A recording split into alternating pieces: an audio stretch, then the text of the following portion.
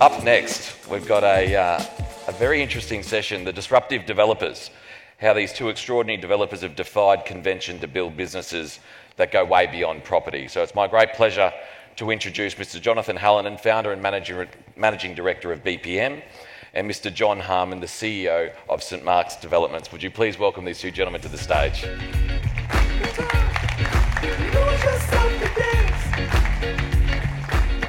Johnny, Hi. nice of you to dress up. Grab a seat. Jump there. John, Hi, Adam. How are you? nice of you to dress up as well. Hi, John. Hey, how are you? Very well, thanks. I'll jump over this side.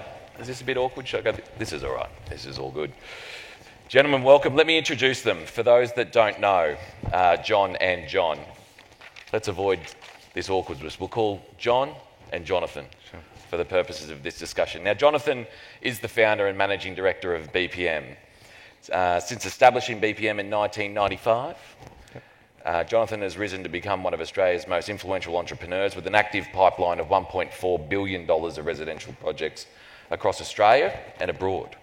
Having purchased your first property at the age of 19 in Melbourne, you've grown BPM into a global business with a presence across Australia, Asia and the United States. BPM's vision is now expanding much further into the BPM world with the inception of a BPM cafe, hotel, champagne bar, health and fitness, all within one of your very beautiful developments, Shadow Play, which was nominated and a finalist last night in the Urban Developer Awards, a $300 million residential tower in central Melbourne. Would you please welcome Jonathan Hallinan? Now, John Harmon, he's the CEO of St Mark's Development. He's an Auckland-based entrepreneur that continues to defy convention by approaching business and fashion in a truly unconventional way. You're a trained plastic surgeon and you founded New Zealand's first multidisciplinary breast centre of excellence over 30 years ago. Not content with the medical business, John established Guardian Self-Storage and grew the business to 7 locations before selling to National Storage just recently for an industry record price.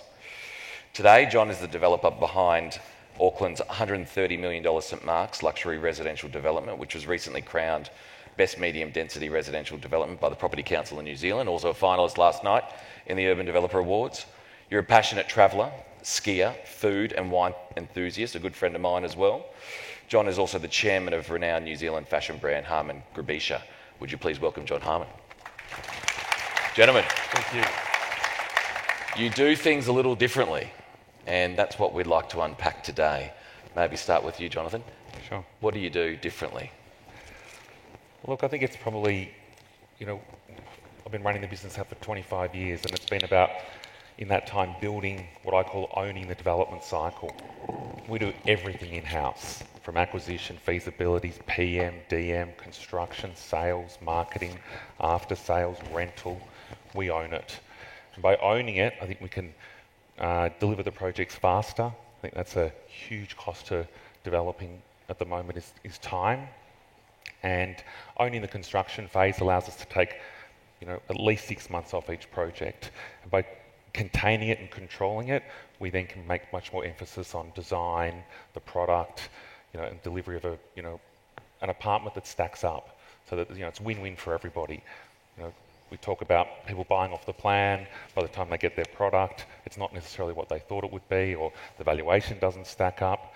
I pride myself in delivering beyond expectation, delivering a product that does value up, and so everybody's winning.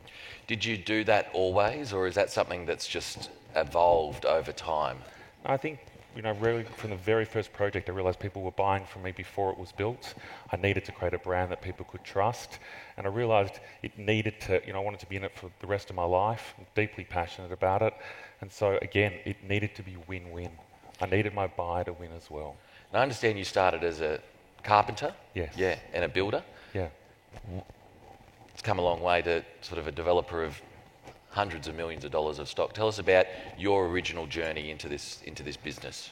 Look, it really started from when I was 10. I'd go into the city and look at these beautiful iconic buildings that, companies like Grollo or Lloyd Williams, Ron Walker were building, and I was inspired from 10. So I started selling papers on the street, saving every dollar. By the time I was 19, I bought my first property, subdivided it, and started creating the brand from then. And right from that day one, the brand has been number one.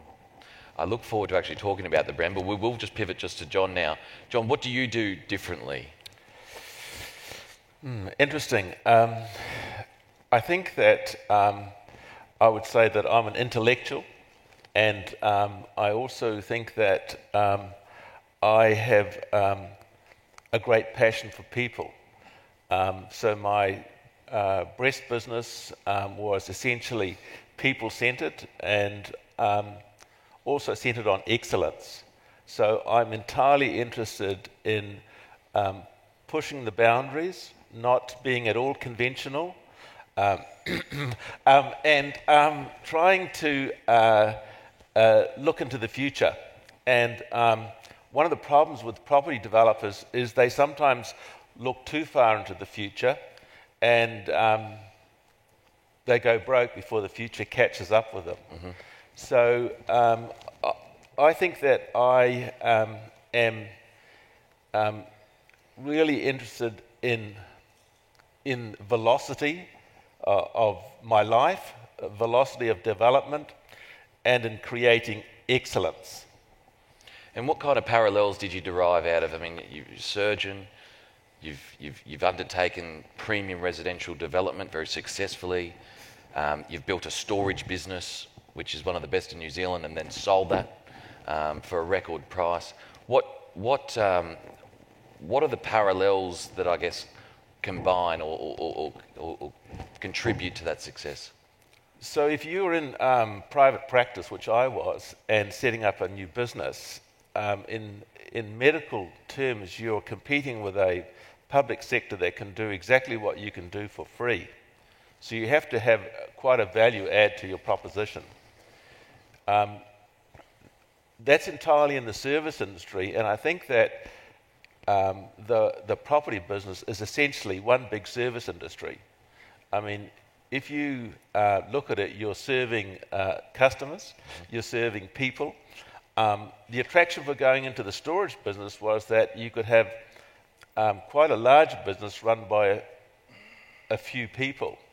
And if there's any nightmare in the health sector, as everyone knows involved in it, it's personnel. It's very labour intensive.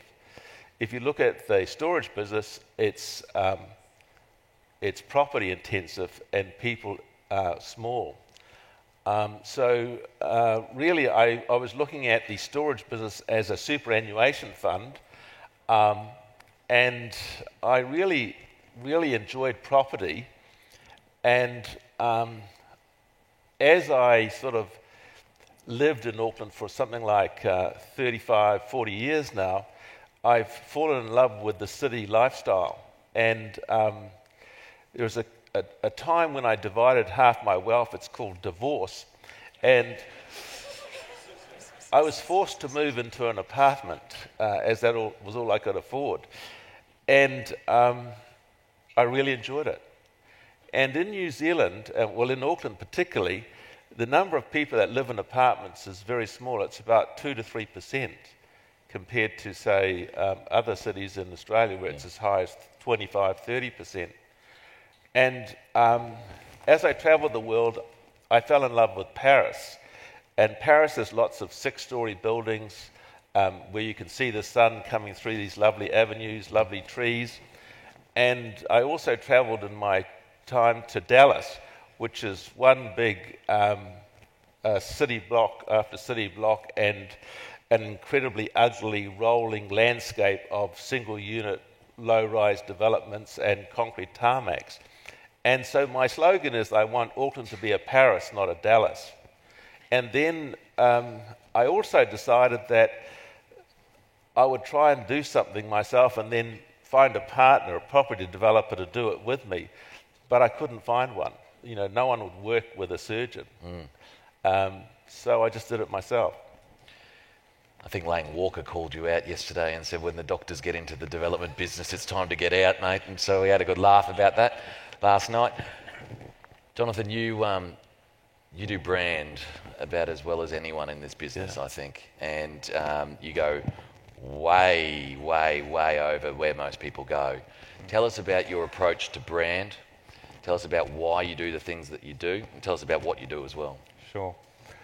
Look, it really started when I was, looking through when it used to be all print media, and I'd go through, the Herald Sun, the Age on the weekend, or even all the real estate books, and I realised that everything looked the same. Everything was becoming lighter, brighter, more reds, more colours, and I really couldn't differentiate between one developer to another. Mm-hmm.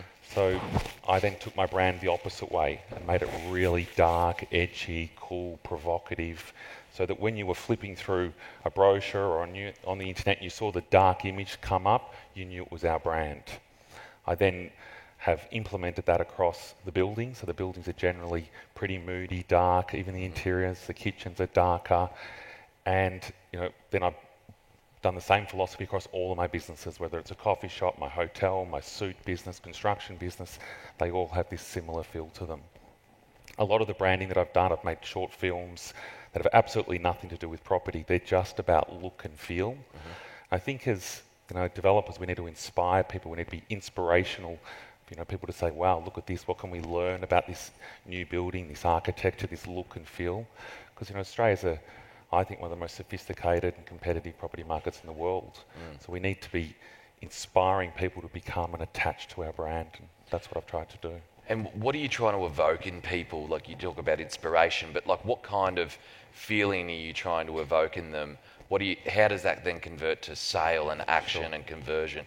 What's the link between your brand? It's really showing them what they don't know yet. Okay. It's a bit like when I first came to Brisbane in 2012, started developing here. It was a very casual city. Then, the food and coffee culture, fashion cultures grabbed this city. You go out on a Friday night in Brisbane, it's way more formal than it is in Melbourne, because they've grabbed it, because they've been shown it. So it was about saying, whether I develop in Carnegie or Brighton or, the CBD of Melbourne or LA or Brisbane, we're one brand, we're one look, we're one feel, no matter where we are, because we want to inspire people to come and say, we want to be part of your world. How do you manage then the feeling of people when you're trying to get them to the point of conversion? Like, what I'm trying to understand is how does all of that convey to sales and finishing and converting and actually get them to buy? Well, first of all, we grab their attention. Yep. Generally, when you see something that even if you don't understand it, it may make you want to know more about it. Yep. So then they might come to my website, or they come to an open for inspection, one of my display suites. Then we start the more traditional sales process. But it's about getting them in, making them intrigued. As I said, it's incredibly competitive. Yep. You sit down on a Saturday morning and look at which opens you're going to go to, which display suites. We want them coming not just because they want to buy an apartment. Right. So it's a bit why I've created the other brands. I've got a suit business, coffee shops and champagne bar and all these other businesses, so that people can attach to my brand way before they're ready to buy an apartment or rent an apartment from us. And John, from your perspective, I mean, the marketing for St Mark's, your development in Auckland, is fantastic, and it obviously was very successful as a project. But you also you spread you move your brand from there to a storage business and other things, independent brands. What's your approach to branding?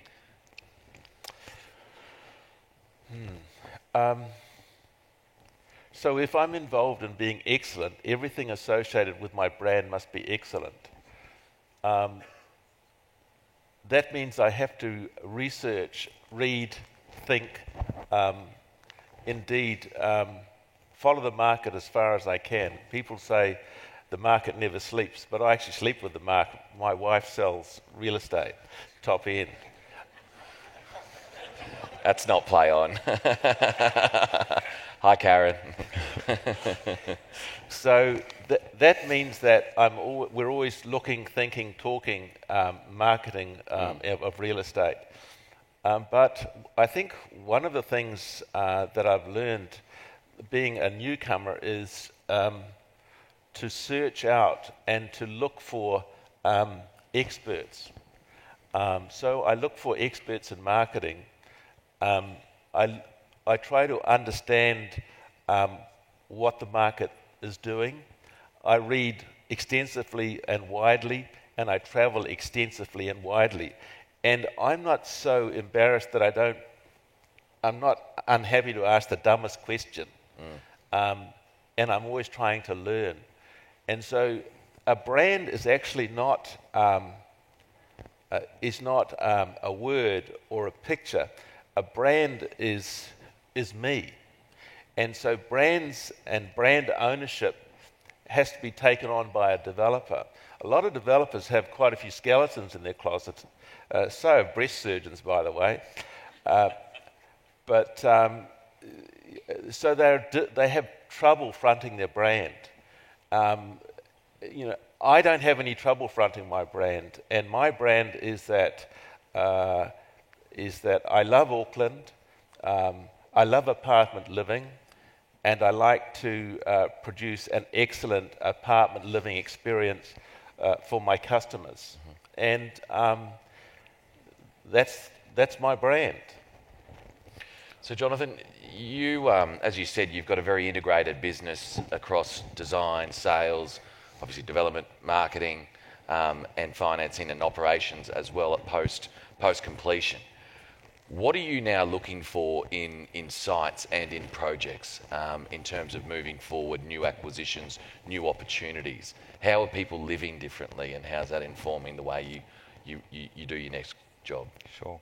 I mean, ultimately, it needs to be financial to begin with. So, very simple equation is land value over end value. I think that's probably one of our greatest difficulties at the moment in the market, is that there's pressures on end value and pressures on uprising land costs. Or, the apartment prices are coming down, the land price is staying the same. As far as the product that I want to produce moving forward, it's still in the affordable space. At BPM, often people think it's a high-end luxury brand. It's not. We're about creating small spaces that you can live in really well. We write a list of what we believe everything you would possibly need to live in a one-bedroom apartment or a two-bedroom apartment. We make sure there's a place for everything. So, moving forward for us, we're not moving into the luxury or the bigger or the larger. We're actually wanting to go smaller, but, be able to live in these spaces really, really well and create them, beautiful spaces, beautifully designed, places that we're going to be truly proud to live in, which means we'll look after them for many years to come, at a very affordable price now. So what are you investing in terms of communal spaces, rec spaces? How are you designing the experience over and above the unit? We actually don't go overboard in that. We create them in locations that have it, because if I create too much amenity again, or forced to create too much amenity, I think as developers now, we're being forced to build larger apartments, better apartments. I love better things too, but it doesn't mean I can afford it. I think that we can create small, affordable spaces that are really great to live in, that don't necessarily need the pools and the gyms and the spas and all of these things that not everybody can afford. I think I should be able to, be starting off in life and live in a really cool, beautifully designed space I'm truly proud of at a really affordable price. And that's my direction moving forward. Now, both of you have done things abroad. Jonathan, I know you're venturing or have ventured over into the States, among other places. Tell us about what you're doing overseas and why you're doing it. LA's a very transient city. It's also, there is no such thing as an off-plan sale. So the developer has produced primarily the product to rent.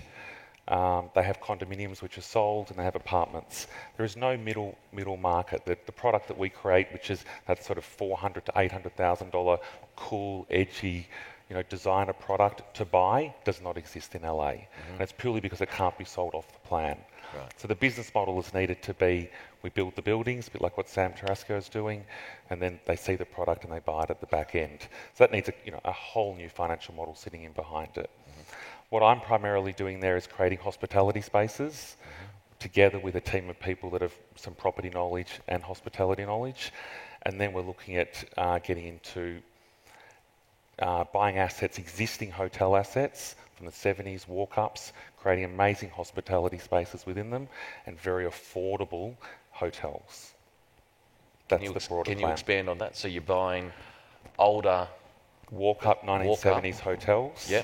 And what are you actually doing? Creating amazing hospitality spaces within them. So is that restaurants and food and bev? Yep, all of that. On the ground floor, and then keeping the apartments? That's all. Yeah, the hotel rooms behind. The hotels, we then, do my BPM thing to all of them. Yep. And create these cool, edgy, again, affordable hotels and hospitality spaces. And do you think that's a really big opportunity in the United States? Yeah, I do. Yeah. So how much of your time and how much are you prioritising that over your interest in Australia? My priority for the last 6 months has actually been all Australia. Okay. We had $1 billion pipeline to deliver. Yep. We're at the back end of that from the Yep. residential side. And now I'm just starting to, get back into. I've got 2 projects under construction now in LA, and I'm heading there tomorrow, and we're going to keep continuing there. Awesome. John, you spent a bit of time in the United States as well. What appeals to you over in the States? Well, I'm not doing any projects in the States. I go ski racing. My son's a ski racer, and at my age, I'm semi-retired, so I've had a look at property in the States, and there's a lot of problems in doing anything over there, and really I'm focused on ski racing around the world with my son, who's a ski racer, and I'm doing stage 2 back in Auckland. I've learnt a lot from my first development, and I want to put all that learning into stage 2. My target market is wealthy downsizers, and there's a lot of money around in that age group. Yeah, that's kind of what I'm up to. So how are you approaching that second stage? How big is it? Tell us a little bit about it. Yeah, it's quite interesting because it's a similar size. It's about 30% bigger than stage 1. One of the real themes that's coming through, and they were mentioned earlier in this conference, are things like amenity, sustainability, and my big concept is wellness. And because I'm at a different generation than John, I'm looking at living well. Now, living well is an interesting concept. So you want to live healthy.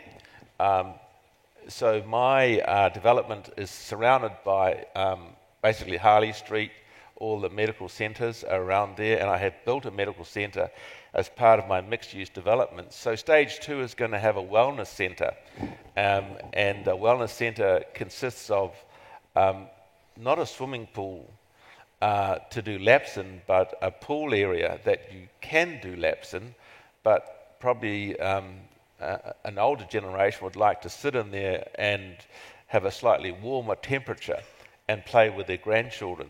So my second development is all about living well, and in a way we realised that apartment living is moving people out of large homes into smaller apartments, but creating amenity, security, and something that they didn't have in their big, huge 3 or 4 bedroom house in the suburbs.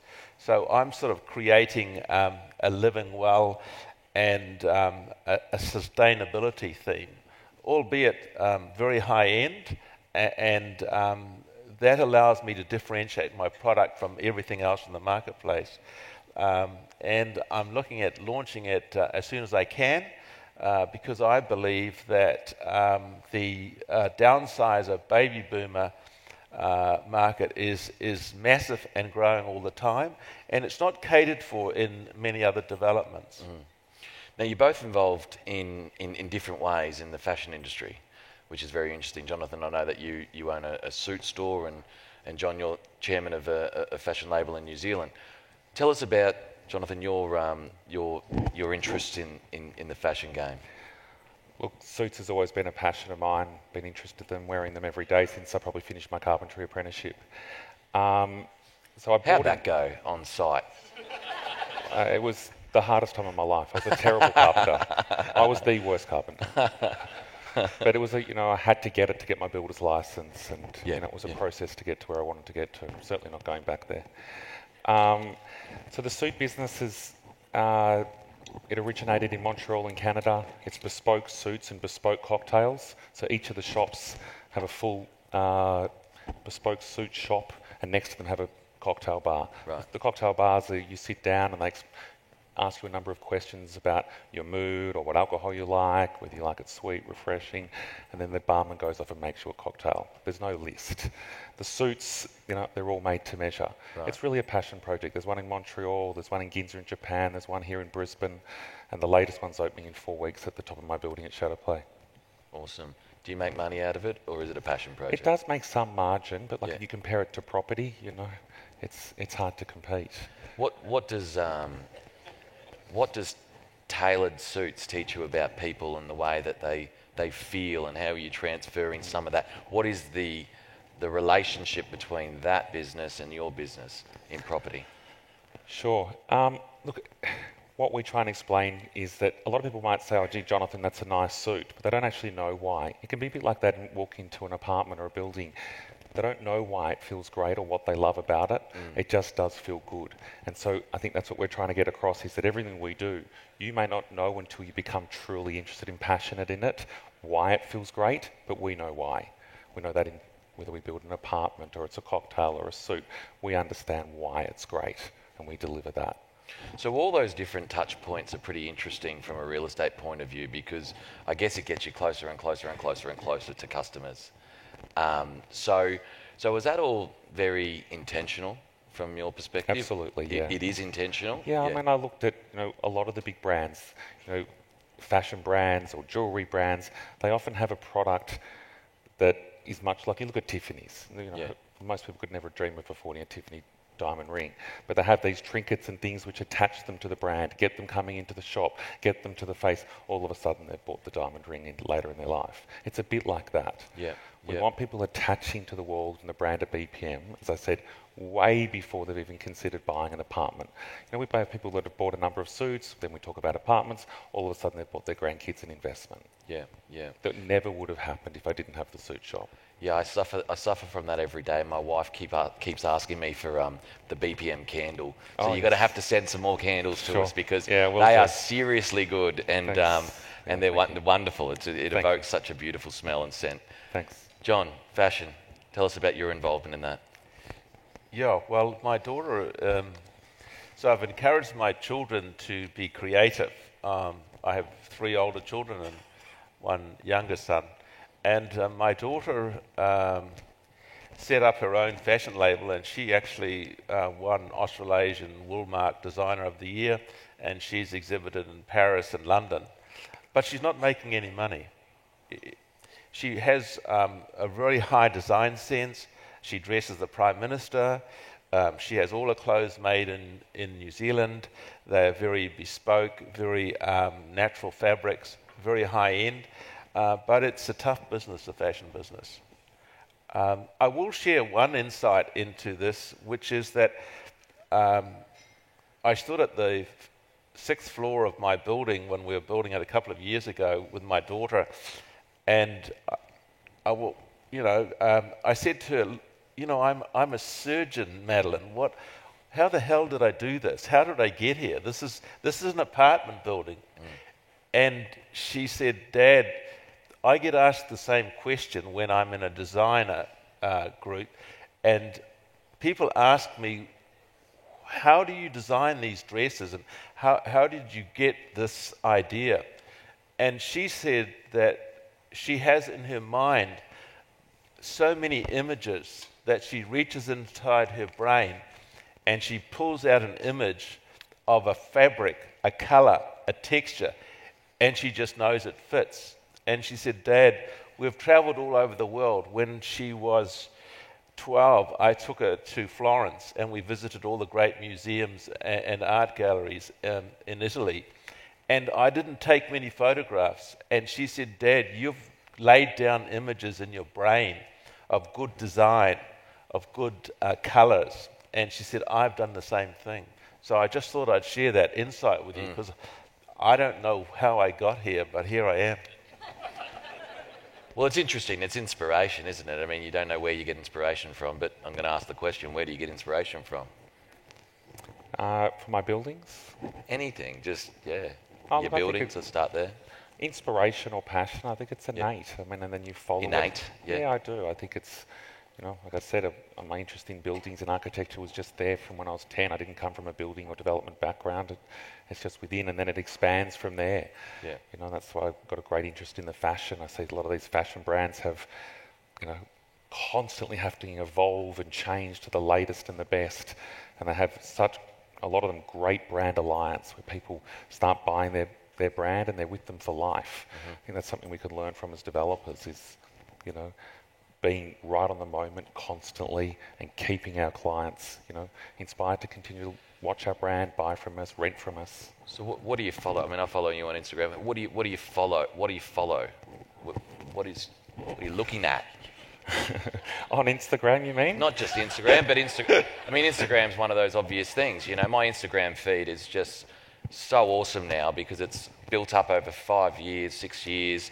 It's everything I like. It's curated to me, and it's architecture, and it's food, and it's all of these cool things that I get to see now. You know, I didn't have that 5 years ago. Yeah, So what do you follow? Look, a lot of it is fashion, you know, architecture. You know, I follow all my competitors, of course. Watch what they're doing. So fashion, who do you look up to? What Tom Ford is definitely. Tom Ford's the man? Yeah, I think he is. I think he's, you know, continued to, you know, be edgy and cool and, you know, keeping the next generation interested constantly. He's been around now for 25 years. Yeah. So yeah, I take my hat off to him. Architecture, who? Look, it's forever changing. Yeah. You know, I still love the work of Robert Mills. I did super high-end work with him in Brighton for 15 years. And I think that really inspired me to, you know, take that attention to detail and passion for architecture even into my most affordable products that we do now. Yeah. What about landscape? Look, Jack Merlo. Jack Merlo? Yes. Yeah. He's still my Food? favourite. He's a good man. Food's forever changing. Yeah. You know, my favourite restaurants would be, you know, Tonka and Coda in Melbourne. Yep. Yeah. Tech? Not my thing. Not your thing? No. At all? No. That would be the least. I'd barely write an email. That's why you didn't write back to me. Probably. Yeah. Lucky you got Lauren. That's it. Yeah. She's my lifesaver. John, let's just go through that. Fashion. You know, I don't have any labels or anything like that. I'm like, I just read the papers and... Which papers do you read? So I read the Financial Times. I read the Financial Review. I read the New York Times, and I read my local National Business Review. You missed I one. read the Financial Review from here, and I read for 2 one. hours every morning. You missed one. Oh, and the Urban Developer each day. What news do you read, John? Just the Financial Review, and obviously yours every morning. Good Look forward answer. to it. Excellent answer. We got some time for some questions. How are we going? And I'm so sorry, I have my back to all of you. Who we got? Any questions? I got so many. We've got one down the front, and we've got a microphone coming to you.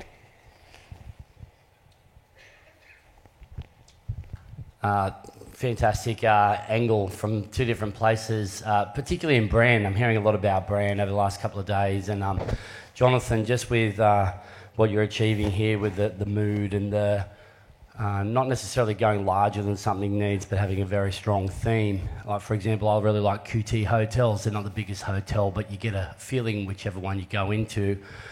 Have you got a strategy for getting people to buy again that have already bought through you, or to market to those that have already bought through you and become brand ambassadors, buy another apartment? Or, you know, do you have a rate that you could talk about where you get them to repeat order through you again? Look, it does happen. Property's very expensive, so it's hard for people to be constantly buying product from you. What I talk about is like more get people into the world of BPM. So yeah, if they're staying in my hotel, they're drinking at my bar, they're wearing my suits, and then hopefully, obviously, they're buying a property from us or they're renting a property from us. It's difficult to get repeat buyers constantly buying something that's $500 to $1 million. We do it. I've got some followers that have bought into probably every development I've done in the last 15 years, but that is rare. And I think it is hard to get, you know, say a database of people that will buy and buy and buy again. Interesting. Another question. There's one question up the front here with Matt, and then there's another question up there at the back. Guys, really interesting.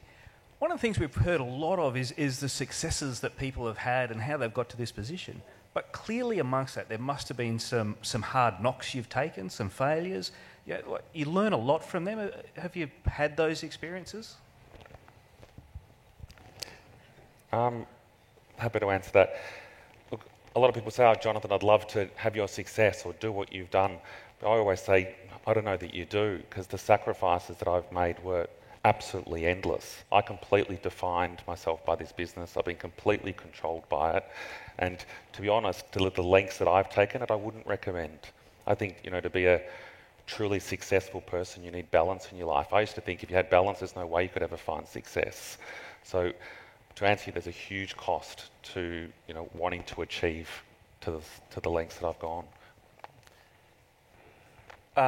I think the biggest failure I had was my first marriage. I was a surgeon, trainee surgeon, and I was working 120 hours a week. And I also don't have as good a relationship with my children from my first marriage because I was working so much. Having said that,